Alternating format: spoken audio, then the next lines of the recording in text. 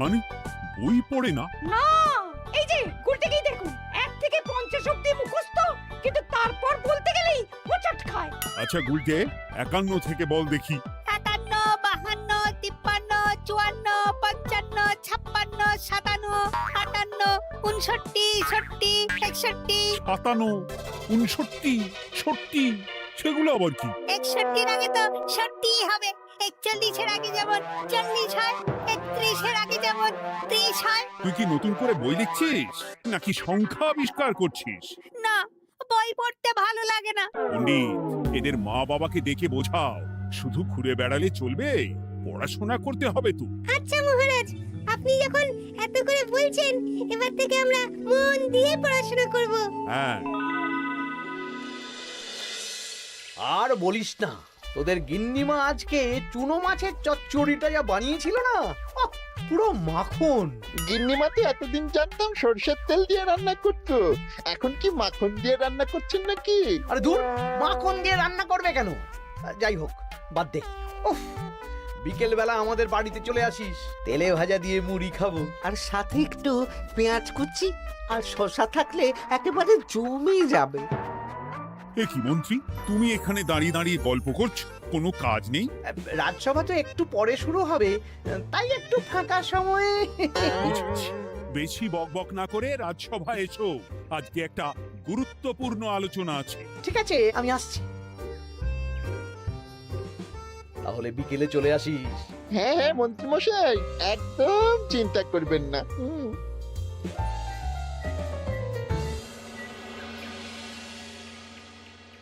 রাজ্যটা তো রসাতলে চলে যাচ্ছে, বাচ্চারা পড়াশুনো করছে না, বড়রা গল্প গুজব করে আড্ডা দিয়ে কাটাচ্ছে। কি করা যায় কিছুই তো বোঝা যাচ্ছে না। কে গল্প গুজব করে আড্ডা দিচ্ছে মহারাজ? কে আবার? আমাদের মন্ত্রী। আমি নিজের চোখে একটু আগেই দেখলাম, বটা ঘটার সাথে সকাল সকাল গল্প জুড়েছে। তাহলে এটা বোঝা যাচ্ছে যে মন্ত্রী মশাইয়ের তেমন কাজ নেই, আর কাজ যখন নেই তখন মন্ত্রী মশাইকে রাজসভায় রাখারও দরকার নেই। হ্যাঁ মহারাজ, গোপাল এটা ঠিক কথা বলেছে। মন্ত্রী মশাই তো কাজের মধ্যে দুটো জিনিসই করেন, অকাজ আর কুকাজ। একদম বাজে কথা বলবে না। গোপালের কথা শুনে এখন আমার নিন্দা শুরু করেছো, তাই না? এই থামো থামো থামো থামো, আমাদের রাজ্যের উন্নতির জন্য একটা সমাধান করা দরকার। এই সময় নষ্ট করা বন্ধ করতে হবে। তাহলে মহারাজ, সবাইকে ফাঁকা সময়ে বই পড়তে হবে, পড়াশোনার মধ্যে থাকতে হবে, কারণ জানার কোনো শেষ নেই। তাহলে কি করা যায় বলো তো গোপাল? আমাদের রাজবাড়ির যে গ্রন্থাগার আছে সেটা তো বহু বছর ধরেই বন্ধ, ওটা খোলার ব্যবস্থা করুন মহারাজ। হ্যাঁ মন্ত্রী, তুমি নিজ দায়িত্বে গ্রন্থাগার খোলার ব্যবস্থা করো। অনেক দিন ধরে ধুলো ময়লা জমে আছে, সব পরিষ্কার করবে, আর পরিষ্কার হয়ে গেলে তোমরা সবাই গ্রন্থাগার থেকে বই নিয়ে পড়বে। বেশ। মন্ত্রী মশাই ভালো ভাষার ফেঁসেছেন। হ্যাঁ, জীবনটা তো শুয়ে বসে গুলতানি দিয়ে কাটিয়ে দিচ্ছেন, না হয় একটু কাজ করবেন আর কি। আর হবে না গল্প গুজব, হবে না ঠাট্টা হাসি। গ্রন্থাগার সাফ করতে গিয়ে মন্ত্রীর হবে হাঁচি কাশি। কথাটা বেশ ভালো বলেছে বিজ্ঞানী। ওনার দুটো কাজ, অকাজ আর কুকাজ। সে তো তুমি প্রসঙ্গ আনলে তাই। বেটারা আমাকে নিয়ে রসিকতা করছে। এই গোপালের বড্ড বার বেড়েছে, এমন চাল চালবো যে কেঁদে কুল পাবে না।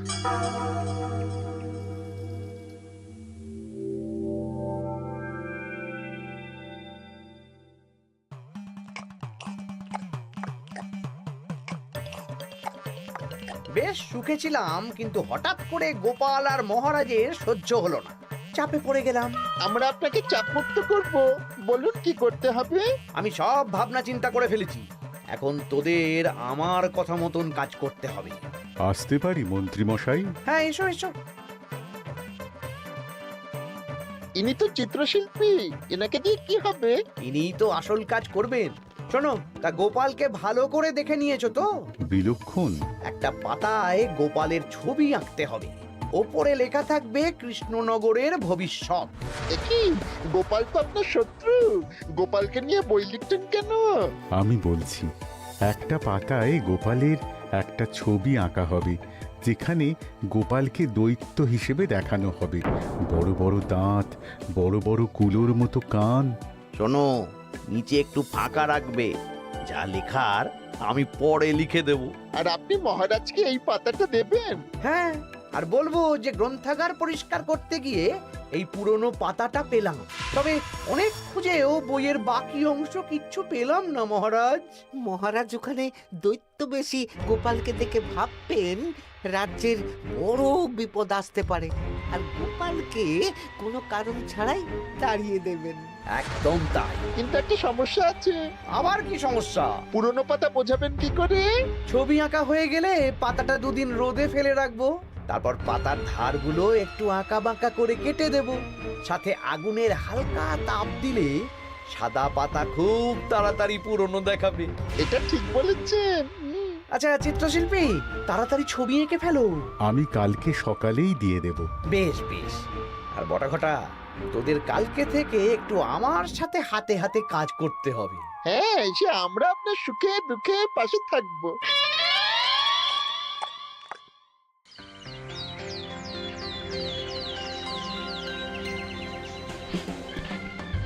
ওপরের তাকগুলো পরিষ্কার কর, ওপরের বইগুলো বড্ড ময়লা। কি মন্ত্রী, কাজ হচ্ছে? কাজ করছেন না, বরং কাজ করাচ্ছেন। কাজ হওয়া নিয়ে দরকার, যে আমি করি বা অন্য লোক, তাতে কি যায় আসে? যায় আসে মন্ত্রী মশাই। আমাদের এই গ্রন্থাগারে এত দামি দামি প্রাচীন দুষ্প্রাপ্য বই আছে, যদি কোনো বই চুরি হয়ে যায় তার দায় কে নেবে? এটা গোপাল ঠিক বলেছে।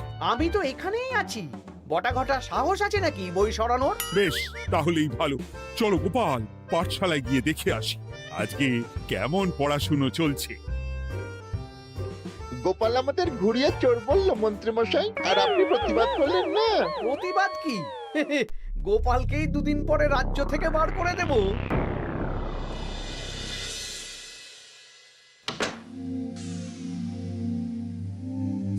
মন্ত্রীমশাই, ছবি আঁকা হয়ে গেছে। কই দেখি দেখি দেখি। বাস, এই তো চাই। এই ছবি দেখে মহারাজ চমকে যাবে।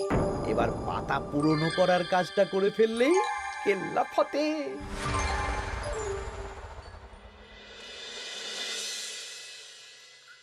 তা মন্ত্রী, গ্রন্থাগার পরিষ্কার করার কাজ শেষ? হ্যাঁ মহারাজ, তবে তবে কি? একটা পুরনো বইয়ের পাতা পেলাম। কি? এই এই দেখুন মহারাজ, আচ্ছা দেখি।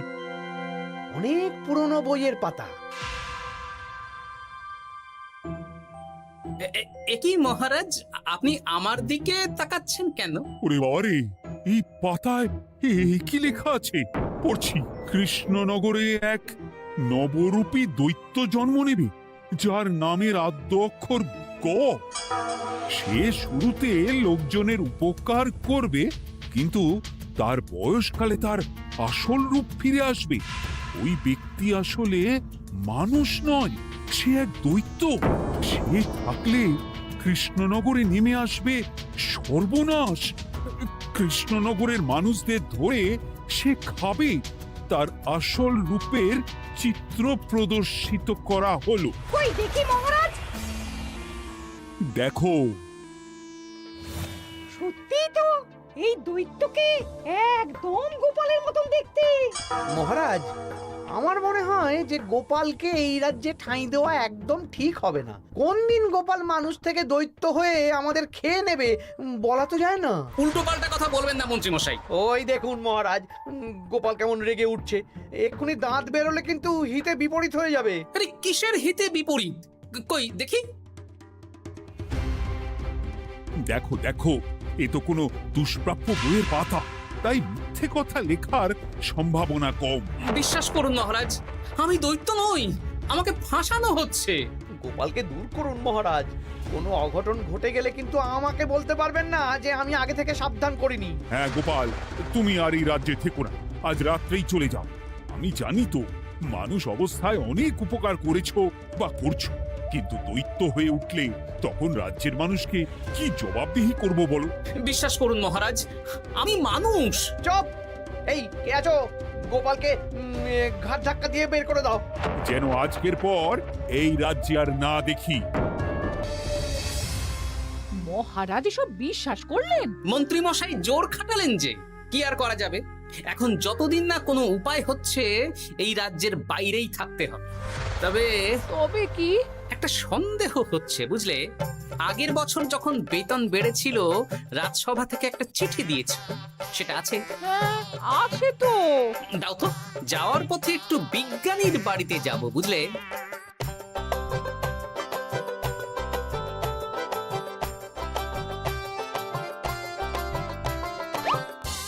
এবার চলো। আমিও বুঝতে পারছি গোপাল, এটা গভীর ষড়যন্ত্র। শোনো, তুমি একটা কাজ করো। ওই পাতার লেখাটা দেখে আমার মনে হলো হাতের লেখাটা খুব চেনা চেনা। তুমি একবার এই চিঠিটার সাথে মিলিয়ে দেখো তো। মন্ত্রী মশাইয়ের হাতে লেখা চিঠি। বেশ, আমি তাহলে কায়দা করে পাতাটা নিয়ে এসে পরীক্ষা করব।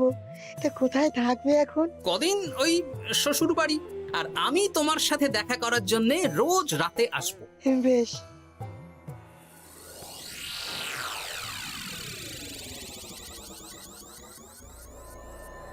আসতে পারি মহারাজ? ও বিজ্ঞানী, এসো এসো এসো। বলছি মহারাজ, পাতাটা চাই, আজকে রাতের জন্য দেবেন? হ্যাঁ, নিয়ে যাও নিয়ে যাও। ওই পাতা দেখলেই আমার ভয় লাগছে।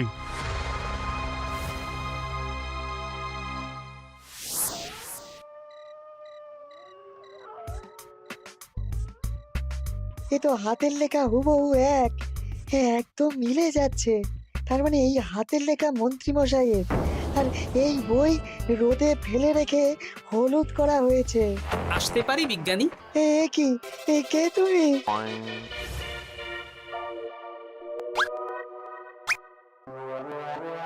গিন্নির পুরনো শাড়ি পরে নারী সেজে এলাম, কেউ জানতে পারলেই বিপদ।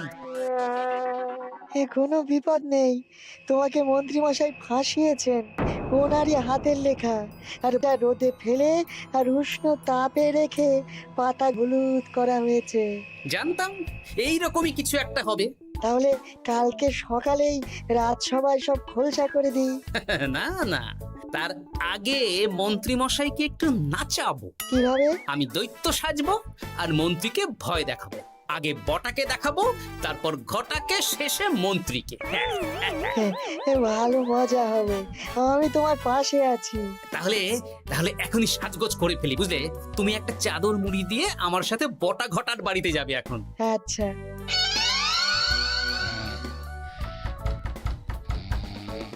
হে, এক ঘটা দেখ না।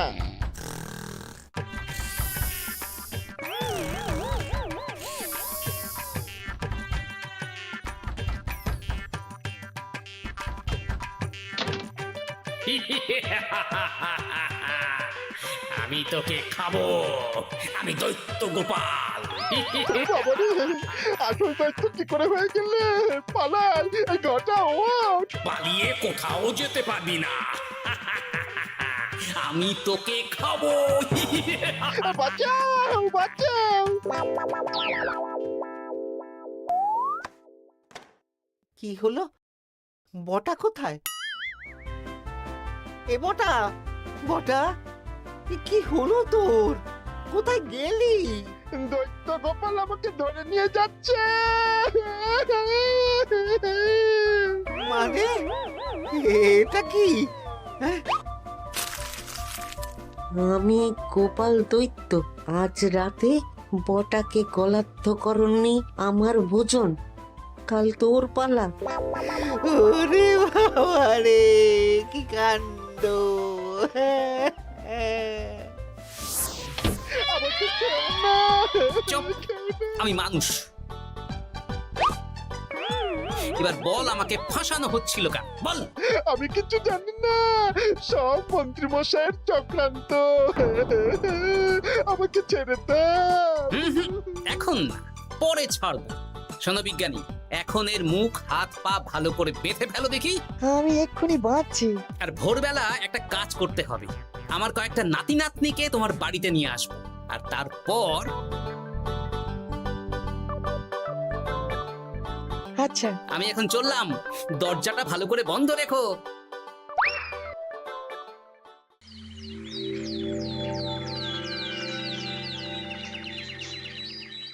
সব উল্টো পাল্টা বলছিস? সত্যি কালকে গোপালের দৈত্য এসেছিল। আরে গোপাল তো রাজ্য ছেড়ে চলে গেছে, আমি কড়া পাহারা বসিয়েছি। গোপাল এই রাজ্যে আর ঢুকতেই পারবে না। কিন্তু ওর দৈত্য এসেছিল। আরে দূর, তুই স্বপ্ন দেখেছিস। সকাল সকাল মাথা খারাপ করাস না ঘটা, কাজ আছে। সত্যি বলছি। চুপ!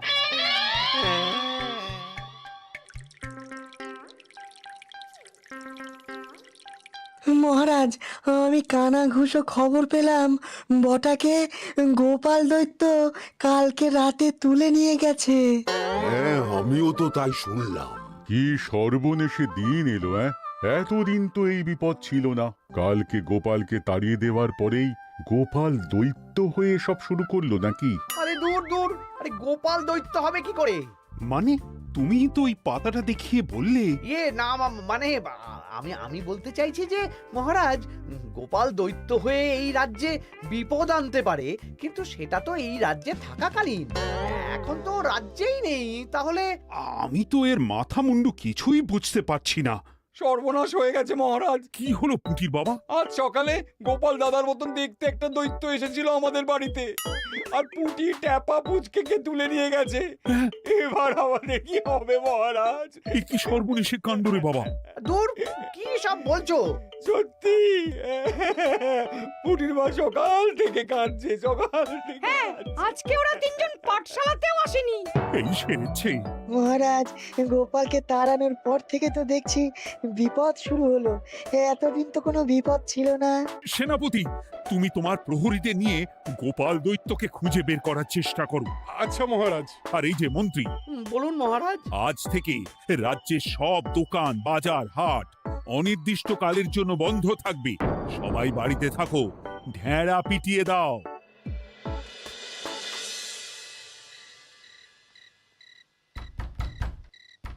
কে? আমি দরজা খুলবো না। এই দরজা খোলো, আমি আমি বিজ্ঞানী।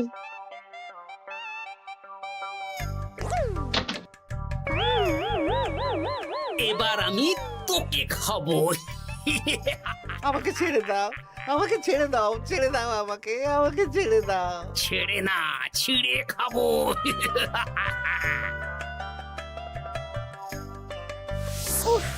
এই তো দাদু চলে এসেছো। এরকম শুয়ে বসে থাকতে ভারী মজা। এ কি বটা, তোর কিছু হয়নি? না না, কাল একটু ভয় পেয়েছিলাম। না, কিছু হবেও না। এই মন্ত্রীর সব চক্রান্ত ধরা পড়ে গেছে। আমি চাইলেই মহারাজের কাছে মন্ত্রীর নিজের হাতের লেখা বইয়ের ব্যাপারে বলতে পারতাম, কিন্তু কিন্তু আমি চাই মন্ত্রী মশাই নিজের মুখে নিজের দোষ স্বীকার করুক। আর সেটা করানোর দায়িত্ব তোর হাতে। আমি কি করব? কাল সকালে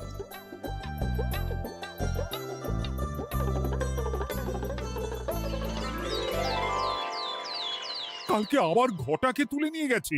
ও সেনাপতি, তুমি কি করছো? আমি তো দেখতে পাইনি গোপালকে। দূর! মহারাজ, মহারাজ, কি ঘটা, এ কি অবস্থা তোর? ও অনেক কষ্টে পালিয়ে এসেছি।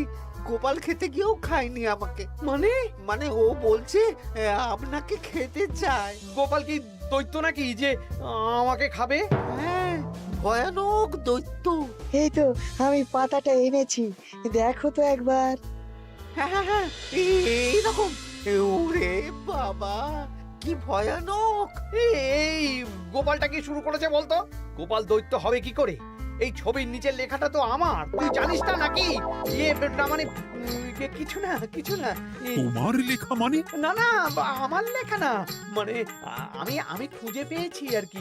আপনি সত্যি না বললে আমার কাছে কিছু প্রমাণও আছে মন্ত্রী মশাই, যে এই পাতার লেখাটা আপনার। হ্যাঁ, এটা মন্ত্রী মশাইয়ের লেখা, আমি সব জানি। এই তোকে বলতে বলেছি। না না না না না, এবার আমি বলবই। আগে আমার প্রাণ, তারপর আপনার মান। মন্ত্রী মশাই এই পাতাটা নিজে লিখেছেন, আর গোপালের ওই ভয়ানক ছবি একজনকে দিয়ে আঁকিয়েছেন। রোদে রেখে ও আগুনে উষ্ণ তাপে পাতাটা হলুদ করেছেন, আর ধারগুলো আঁকা বাঁকা করে কেটেছেন যাতে দেখে পুরনো মনে হয়। সব বাজে কথা। কোনো বাজে কথা না।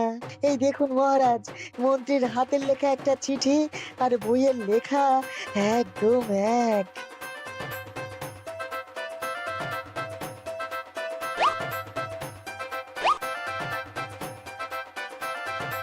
এ কি মন্ত্রী?